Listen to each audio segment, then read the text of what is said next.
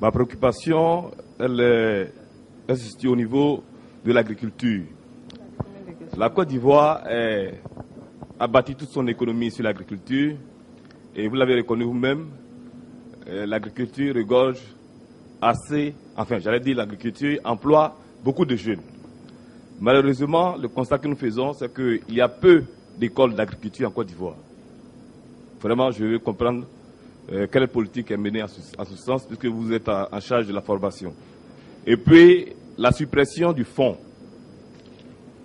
La population ne comprend pas pourquoi le fonds qui a été mis à la disposition de la jeunesse, à un moment donné, a disparu.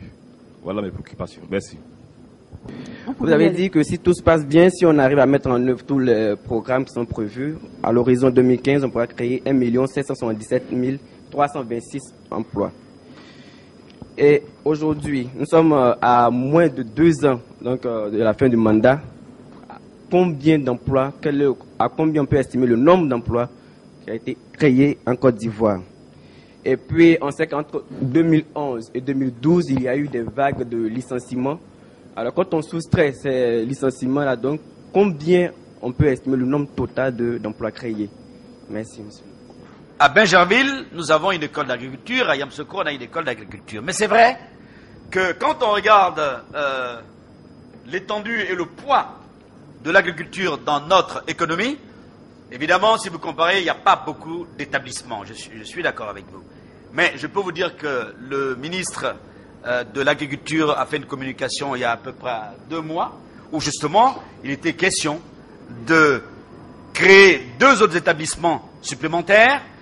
Et ma collègue du ministère de l'Économie et des Finances m'apprenait dans le bélier qu'elle a pu obtenir un financement de la Banque islamique de développement pour bâtir et construire donc un lycée agricole à Bouna. Et moi-même, dans notre dispositif à nous, dans le financement qui nous est donné dans le cadre Proform, je crois, eh bien, il y a également un établissement agricole. Donc la question que vous posez est tout à fait pertinente, mais sachez simplement que nous sommes en train de corriger cela. Pourquoi la suppression du fonds? Bon, là il s'agit donc d'une décision présidentielle, mais en réalité, c'était pour mieux structurer le secteur. Parce qu'à la date d'aujourd'hui, je vous ai dit que moi je n'ai pas de fonds, mais sachez, ce n'est pas tout à fait juste. Moi j'ai un fonds qu'on appelle la taxe d'apprentissage qui est dédiée en fait aux apprentis. Mais cette taxe-là, ce que nous avons l'intention de faire, c'est de mieux la restructurer pour prendre en compte justement les nouveaux enjeux que je viens de vous définir. Parce que la question essentielle, et ça c'est un des éléments sur lesquels je n'ai pas beaucoup insisté, parce que j'ai parlé de façon générale de la formation professionnelle, c'est le travail par alternance. C'est-à-dire que l'étudiant, tout en étudiant, doit aller en entreprise pour mieux connaître l'environnement de l'entreprise et bien sûr faire son expérience, je veux dire, déjà sur les bancs, et il est clair qu'à la sortie, c'est quelqu'un qui va être extrêmement opérationnel. Je dois dire que le fonds a été, c'est vrai, dissous, mais sachez qu'il y a un fonds donc, de jeunes au ministère de la Jeunesse. Il y a un fonds au ministère du Commerce, je viens de vous l'indiquer, c'est le FIDEN, le Fonds ivoirien de développement de l'entreprise nationale.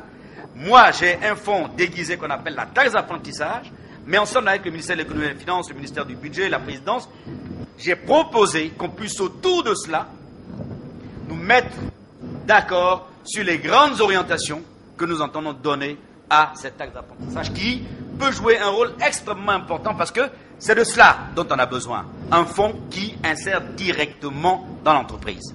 Et à ce niveau, à ce stade, je voudrais vraiment encore dire merci au secteur privé qui a accepté de nous accompagner dans ce dispositif. Voici donc les différents programmes dans les différents ministères techniques, agriculture, infrastructure, ministère, TIC, etc. Voici donc au terme de la mise en œuvre de ces différents programmes en 2015, c'est 1 777 000. C'est cela que j'ai créé.